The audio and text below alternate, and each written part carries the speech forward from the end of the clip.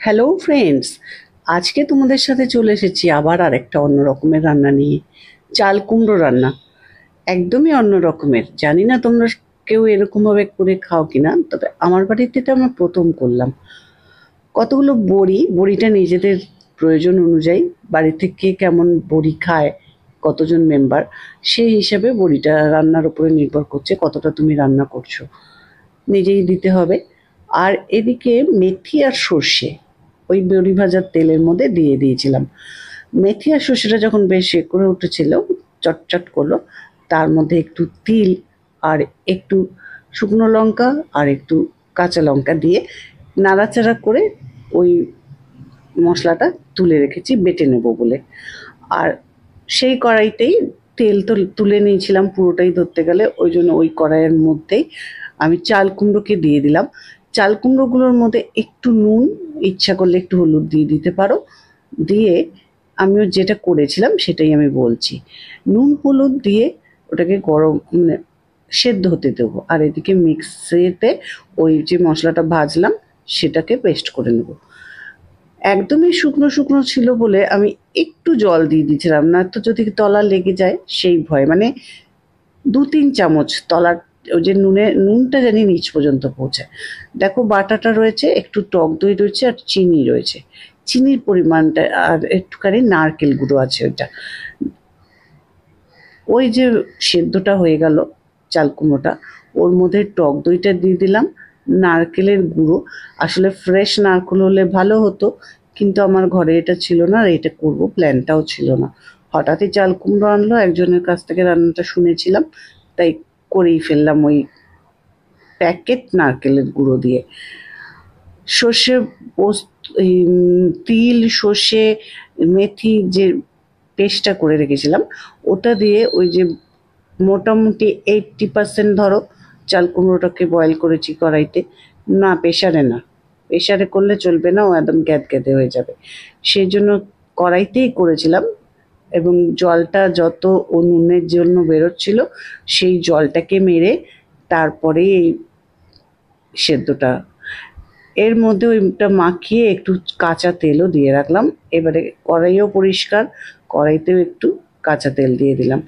এবারে রান্নাটা শুরু করব। বড়ি তো আমি আগেই ভেজে রেখেছি, দেখতেই পেয়েছো। আর এর মধ্যে রান্না শুরু করতে করতে একটা শুকনো লঙ্কা দিয়ে দিলাম পোড়া, আর একটু হিং।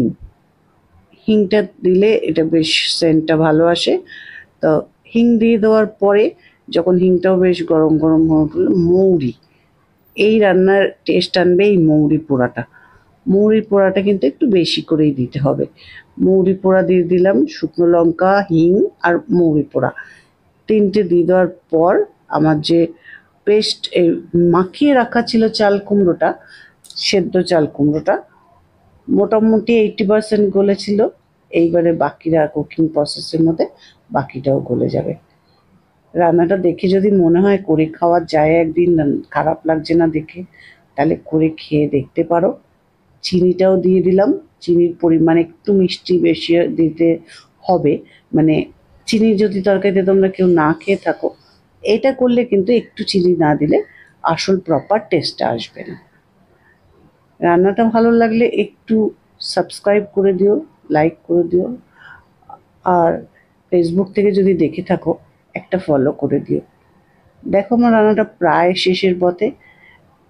হলুদটাও দিয়ে দিয়েছিলাম, আর এর মাঝখানে একবার নুন মিষ্টিটা টেস্ট করে নিতে হবে।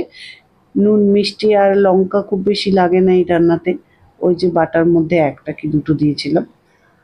এবারে বড়িগুলোও দিয়ে দিলাম।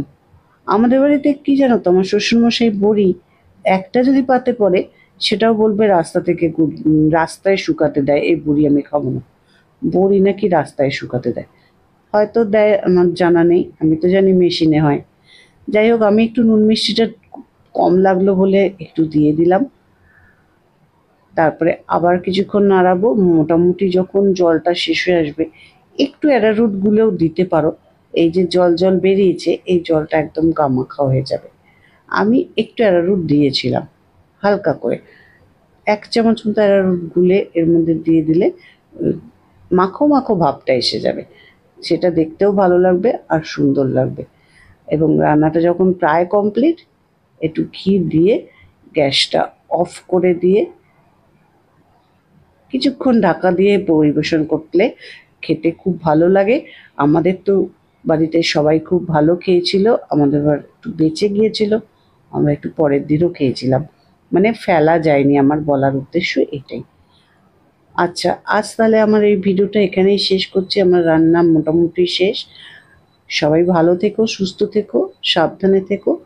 আর যদি আমার রান্নাটা ভালো লেগে থাকে, আবারও বলছি, একটু লাইক কমেন্ট করে আমার পাশে থেকো। আর সাবস্ক্রাইব ফলোটা তো একটু আশা করতেই পারি তোমাদের সাথে